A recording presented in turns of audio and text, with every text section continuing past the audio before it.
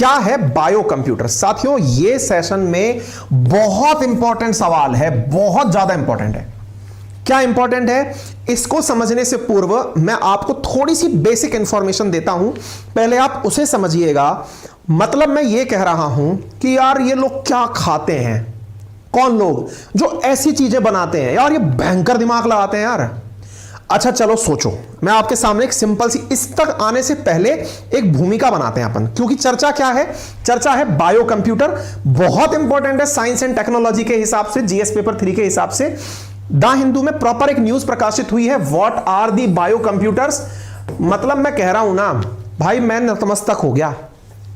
दुनिया next level पर जा रही है। हम और आप, हमें लग रहा है कि अभी तो हम केवल मटर ही छीलते रह गए हैं। ये भाई गजब लेवल पर, दुनिया लेवल पर जा रही है। फाइनेंशियल एक्सप्रेस की खबर, फाइनेंशियल टाइम्स की खबर है ये, और ये द हिंदू की खबर है। नेक्स्ट लेवल खबर है। क्या खबर है मैं आपको बताता हूं, लेकिन उससे पहले मैं आपको कुछ पहले भूमिका बना दूं, फिर इस पर चलेंगे।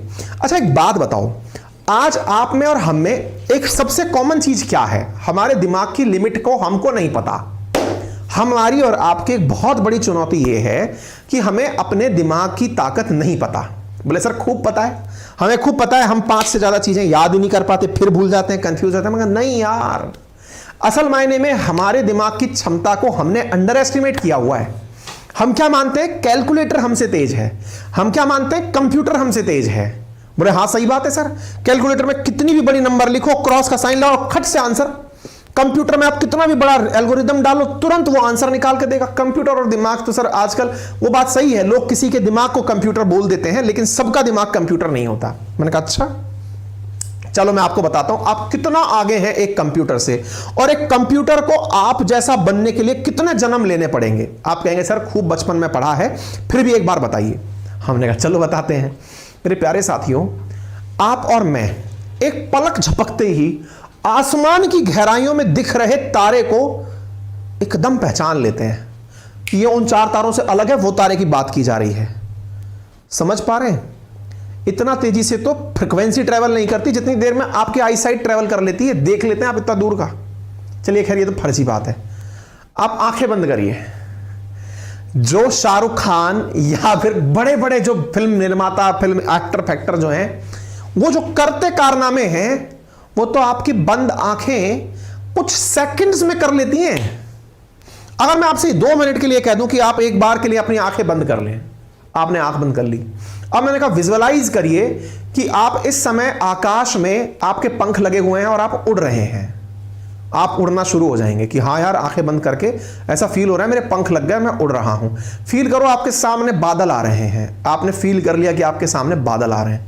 अब फील करो कि अचानक आपके सामने एकदम दिव्य प्रकाश निकल कर आ गया। ऐसा लगा कि आप एकदम सूरज के सामने पहुंच गए। आपके खट से इमेजिनेशन में सूरज आना शुरू हो गया।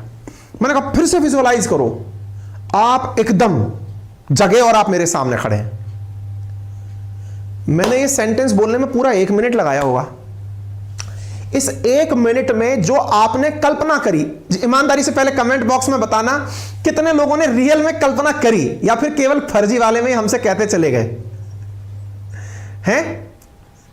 अगर किसी ने मेरे साथ साथ ये वाली कल्पना करी, और कल्पना में जो बातें मैंने बोली, अगर आप वो विजुअलाइज कर पाए, ये है आपके दिमाग की ताकत। और इस विजुअलाइजेशन में जो चीजें आपने विजुअलाइज करी ना, आप उड़ रहे हैं, पंख लगे हैं, आपके सामने बादल आ रहे हैं, अचानक दिव्य प्रकाश आ गया है, इसको अगर स्क्रीन पर उतारने की कोशिश की जाए ना, स्क्रीन पर उतारने की मतलब समझ रहे हो, एज इट इज चीज बना के स्क्रीन पर दिखाने की कोशिश की जाए, या फिर इस चीज को किसी डायरेक्टर द्वारा कहा जाए कि शूट करके दे, भाई साहब कम से कम 1 साल लग जाएगा, चाहे उसके पास कितने ही सुपर कंप्यूटर क्यों ना हो। मजाक है क्या? यह है अपना दिमाग। बस फर्क क्या है कि हमारे देश की एक बहुत बड़ी मतलब चुनौती है, दुर्भाग्य कह लीजिए, क्योंकि हम बहुत समय से गुलाम रहे हैं, इसलिए एक दुर्भाग्य हमारे साथ जुड़ा हुआ, वो ये है कि हम ये मानते हैं कि इस दुनिया में रेस लगी है, और रेस में विनर जो बेहतर दौड़ेगा उसे माना जाएगा। और उस दौड़ में हाथी भी दौड़ रहा है, बंदर भी दौड़ रहा है, गिलहरी भी दौड़ रही है, उसी रेस के अंदर हिरण भी दौड़ रहा है, बाघ भी दौड़ रहा है, चीता भी दौड़ रहा है, इंसान भी दौड़ रहा है। इस देश में विनर्स की घोषणा केवल दौड़ के आधार पर की जा रही है। इस वजह से दिक्कत क्या हो रही है? हाथी को यह नहीं पता कि उसका पोटेंशियल क्या है। इसकी प्रॉब्लम यह है कि यहां पर बंदर को यह नहीं पता कि उसकी पोटेंशियल क्या है। मतलब समझ रहे हैं आप? हाथी को पता है कि वो चाहे तो कितने भी पेड़ उखाड़ सकता है, लेकिन परीक्षा कौन सी दे रहा है? वो परीक्षा दे रहा है दौड़कर जीतने की। अब वो जो दौड़कर जीतने की परीक्षा दे रहा है, उसमें बेचारा वो पीछे रह जा रहा है। उसे लग रहा है हाय राम, मेरा तो जिंदगी बर्बाद हो गया। ये परेशानी है। अगर हर व्यक्ति अपनी कैपेसिटी पहचान ले, गिलहरी ये पहचान ले कि वो कहीं से भी घुसकर कुछ भी कुतर सकती है, बंदर ये पहचान ले कि वो कहीं से भी कहीं जंप लगा सकता है, तो सबको दौड़ाने की जरूरत क्या है? इसी कारण से हम अपने दिमाग को एनालाइज कर रहे होते हैं। मेरे दिमाग में ये फैक्ट नहीं रहता। अरे भाई, तेरे दिमाग की काबिलियत कुछ और है, तेरे दिमाग में कोई और प्रकार की इंटेलिजेंस है। किताबों की ही इंटेलिजेंस होती है। ये किस महानुभव ने कह दिया? बोले सर मैकाले ने कह दिया, उसी के कारण से मैं परीक्षाओं की तैयारी कर रहा हूं। मैंने कहा फिर तो चलो पढ़ते हैं आगे।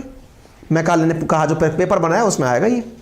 क्या दिमाग की ताकत, क्या है कहानी? मेरे प्यारे साथियों, असल मायने में वैज्ञानिकों ने इस दिमाग की ताकत का अंदाजा लगाते हुए कहा कि अब तक जो कंप्यूटर्स हैं वो कंप्यूटर मशीनी कंप्यूटर हैं। रैम लगाओ, उनको बढ़िया सा बनाओ, ऑपरेटिंग सिस्टम डालो और आपके सामने कैलकुलेशन कहीं से भी कहीं तक कुछ भी निकाल के दे देते हैं। बोले ठीक बात है। तो बोले अब इसको थोड़ा पलटते हैं। बोले कैसे पलटेंगे? बोले दिमाग में जितना तेजी से डिसीजन आते हैं उसको मशीन से जोड़ दो। बोले तो एलन मस्क ने भी ऐसा ही किया था ना, बंदर के दिमाग में न्यूरल लिंक चिप लगा दी थी। मैंने कहा वो तो चिप से ऑर्डर दिलवा रहा था, ऑर्डर सोच दिमाग रहा था, चिप ऑर्डर दे रही थी। अब यहां पर कुछ और प्लानिंग हो रही है। वो क्या है?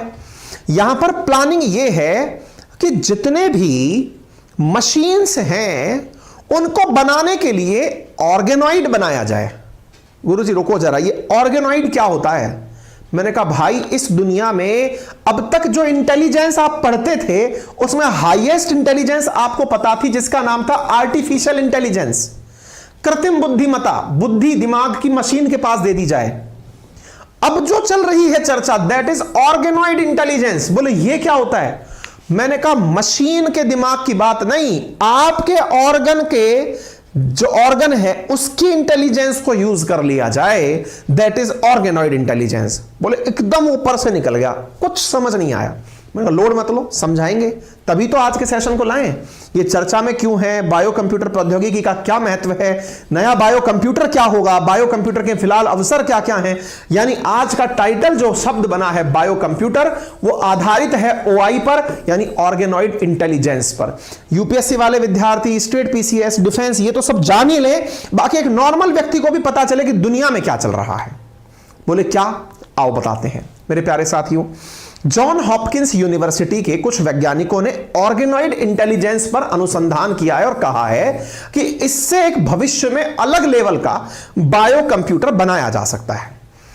एक चीज तो तय थी कि यहां पर शब्द बायो लगा है, यानी कि ये किसी जीवित व्यक्ति से या फिर जीवित मतलब ये समझिए जीव से जुड़ा हुआ है। व्यक्ति है या जानवर है, जो भी है आप जीव समझिए। बायो लगा है तो ये किसी मतलब लिविंग बीइंग से जुड़ा हुआ है, ठीक है। कंप्यूटर है तो मशीन से जुड़ा हुआ है, यानी कि इसका शब्द विभेदन अगर कर दिया जाए तो यहां पर यह पता चल रहा है जीव प्लस मशीन की बात हो रही है। यह तो समझ में आ गया, लेकिन जीव को मशीन से जोड़ेंगे कैसे, यह समझ नहीं आया। मैंने कहा वही तो समझाना हमारा काम है। इसको समझाने के लिए आपको एक टर्मिनोलॉजी सिखाई जा रही है, दैट इज ऑर्गेनॉइड इंटेलिजेंस। बोले ये क्या होता है? मैंने कहा बताते हैं। जब आपको ऑर्गेनॉइड इंटेलिजेंस समझ में आ जाएगा तो आपको ऑर्गेनॉइड समझना पड़ेगा। ऑर्गेनॉइड समझ में आ जाएगा तभी जाके तो ऑर्गेनॉइड इंटेलिजेंस समझोगे आप। बोले हाँ बताओ तो क्या होता है ये। मैंने कहा चलो बताते हैं। देखो क्या होता है ना मेरे प्यारे साथियों, आपने अगर थोड़ी बहुत बायोलॉजी पढ़ी हो तो बायोलॉजी में एक स्टेम सेल की अवधारणा है। स्टेम सेल क्या होती है sir? Stem cell, stem cell का मतलब यह है जिससे माना जाता है कि इस पूरे जीव का प्रादुर्भाव हुआ है। हमारे शरीर की वो कोशिका जो सबसे ज्यादा सक्षम है हमें दोबारा रिप्रोड्यूस करने में, उसे स्टेम सेल कहा गया है। उसके कई प्रारूप हैं, प्लूरीपोटेंट, मल्टीपोटेंट, कई तरह के टाइप हैं, टोटीपोटेंट टाइप से ओलिगोपोटेंट। साथियों, असल में स्टेम सेल उस कोशिका को कहा जा गया है जिससे आप किसी ऑर्गन को प्रोड्यूस कर सकते हैं। आसान भाषा में यूं समझो, हमारा पूरा शरीर किसी कोशिका के अंदर विभाजन से ही तो बना है ना। सबसे पहले हम जब बने थे उससे उस समय भ्रूण के रूप में थे, भ्रूण से हमारा इतना बड़ा शरीर बन गया। तो इसका मतलब कोशिकाओं ने विभाजन किया और विभाजन के बाद विभेदन किया और हम बनकर आ गए। सोचो, दिमाग भी किसी कोशिका से बना होगा। सोचो, लेबोरेटरी में उस कोशिका को ले लिया जाए जो दिमाग बनाती है और उस कोशिका को ग्रो किया जाए लेबोरेटरी में, इंसान के शरीर में नहीं, लैब के अंदर, और ग्रो करके उसे ऑर्गन लेवल तक डेवलप कर लिया जाए। सर, जब कोशिका का डेवलपमेंट ऑर्गन लेवल तक हो जाएगा तो ये तो नया दिमाग बन गया। मैंने कहा बन तो गया, लेकिन इसमें एक अंतर है। बोले क्या अंतर है? मैंने कहा जो ऑर्गन बनकर आया है ना, उस ऑर्गन में सोचने समझने की शक्ति नहीं है। बोले क्यों नहीं है? मैंने कहा ब्लड सर्कुलेशन नहीं है। आपने ऑर्गन डेवलप किया है लेबोरेटरी में, शरीर से ब्लड सर्कुलेशन उसमें नहीं जा रहा। दिमाग सोचता तभी है जब उसमें ऑक्सीजन जाती है, वो भी ब्लड से घूमी हुई। बोले ठीक है, तो फिर ऐसा किया क्यों? हमने कहा कम से कम आपको यह बताने के लिए कि ऑर्गन विकसित कैसे हुआ। बोले ठीक है, तो ये जो लैब में टिश्यू को ग्रो करके, रियल टिश्यू है ये, स्टेम सेल कोई मशीन नहीं है, रियल टिश्यू है, इसको ग्रो करके जो मिलता जुलता ऑर्गन बनाया जाता है उसे ऑर्गेनॉइड कहा जाता है। तो पहली बात समझ में आई, ऑर्गेनॉइड क्या है? लैब के अंदर टिश्यू को ग्रो करके ऑर्गन से मिलता जुलता जो चीज बनाया जाए उसे ऑर्गेनॉइड कहा जाता है। ये 3 डायमेंशनल स्ट्रक्चर होती हैं। 3 डायमेंशनल मतलब एक तो होगा बोर्ड जो चपटा है, 2D, लंबाई गुणा चौड़ाई में विस्तृत है। 3 डायमेंशनल जैसे मैं लंबा भी हूं, चौड़ा भी हूं, ऊंचा भी हूं, सब तरह से 3 डायमेंशनल है। ठीक है, तो 3 डायमेंशनल स्ट्रक्चर है, derived from the stem cell है। तो आपसे पूछा जा सकता है ऑर्गेनॉइड क्या है, तो आपने इसका आंसर दे दिया। ये छोटे हैं, सिंपल वर्जन है ऑर्गन के, और इनका उपयोग असल जो ऑर्गन है उनको समझने के लिए किया जाता है। इतनी बात समझ में आ गई? अच्छा, फिर ऑर्गेनॉइड इंटेलिजेंस क्या होती है साहब? ऑर्गेनॉइड इंटेलिजेंस क्या है कि ये जो ऑर्गन आपने विकसित किया, इस विकसित किए ऑर्गन में हम अगर रिसर्च के माध्यम से यह जानकारी जुटाएं कि दिमाग सोचता कैसे है, प्रॉब्लम्स को सॉल्व कैसे करता है, कोई भी चीज सीखता कैसे है, किसी भी चीज के प्रति अपने अनुभव कैसे विकसित करता है, पर्यावरण के प्रति अपने आप को अडेप्ट कैसे करता है, ये जो लर्निंग ऑर्गन के अंदर आती है वो हमने जो डेवलप किया है ना ऑर्गेनॉइड, उसके ऊपर इंप्लीमेंट करके अगर सीखें तो इसे ऑर्गेनॉइड इंटेलिजेंस कहा जाता है। तो इस ऑर्गेनॉइड इंटेलिजेंस को लर्न करने में अगर न्यूरल स्टिमुलेशन दिया जाए तो ये ब्रेन ऑर्गेनॉइड हुआ, और इसके अंदर डेटा का एनालिसिस कर लिया जाए तो ये ऑर्गेनॉइड इंटेलिजेंस हुई। तो एक सरल भाषा में क्या कहा हमने? ऑर्गन की बुद्धिमत्ता को चेक करना ऑर्गेनॉइड इंटेलिजेंस है। तो ऑर्गेनॉइड इंटेलिजेंस से आप क्या करना चाहते हो? हमने कहा हम बायो कंप्यूटर बनाना चाहते हैं। वो कैसे? हमने कहा इसी के अंदर रॉड लगा दी जाए दिमाग में, जो आपने लेबोरेटरी में बनाया, इसी के अंदर अगर इलेक्ट्रोड लगा दिए जाएं ये जांचने के लिए कि कैसे ये कंप्यूटर की तरह काम करेगा, तो इसे बायो कंप्यूटर कहेंगे। तो आप कहेंगे कुल जमा बात तो आपने ये कही कि इंसान के दिमाग में न्यूरालिंक वालों की तरह तार लगाने की जगह, मशीन की जगह आपने एक लैब में दिमाग बनाया, उसके अंदर वो सारे फीचर डाले जो दिमाग बना कोशिका से है, इसलिए आपने उसे लिविंग बीइंग की तरह ट्रीट किया है। उस कोशिका से बने दिमाग में जो लर्निंग आई उसका उपयोग आपने कंप्यूटर को करने को दे दिया। मैंने कहा बिल्कुल, इसी को नाम बायो कंप्यूटर दिया। हमने कहा बहुत बढ़िया, यही तो हमने लिखित में दिया है आपको। बायो कंप्यूटर क्या है ये हमने आपको यहां पर दे दिया। क्या बात है भाई, आज अमेरिका से बहुत पैसे आ रहे हैं गुरु, हैं? अब अमित सिंह पैसा भेजे हैं। ये अमित सिंह पुराने वाले हैं? नहीं, वही हैं। ठीक है, क्लियर हो गया ये सारी बातें। तो आपने यहां पर जैव कंप्यूटर प्रौद्योगिकी का आधार बता दिया, ये क्लियर हो गया। अब बायो कंप्यूटर क्या है, ये सारी बातें मैंने आप लोगों को यहां पर सुनाकर दे दी। ठीक है ना, यहां तक समझ में आ गया? इसके बाद में आपने यहां पर बायोलॉजिकल कंप्यूटर किस तरह से काम करते हैं वो मैंने आपको बता दिया। ये जो असल मायने में अब चर्चा निकल कर आ रही है, यहां जाकर के जुड़ती है नैतिकता। क्या ऐसे तो कुछ पता ही नहीं चलेगा सर, इंसान के अंदर मानवता कहां रही, इंसानियत तो बर्बाद हो गई, इंसानियत का क्या करेंगे सर, ये तो सब तबाह हो गई।